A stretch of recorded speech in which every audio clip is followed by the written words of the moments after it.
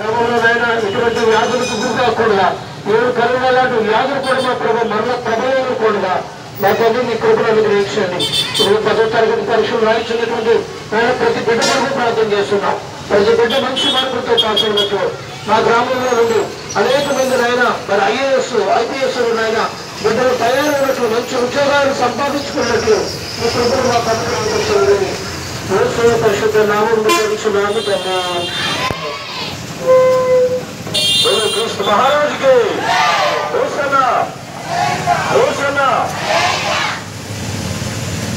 ప్రియులారా, మన కొరకు చక్కని మాటలు అందించిన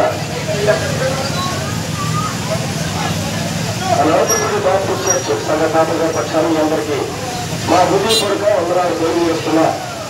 ఈరోజు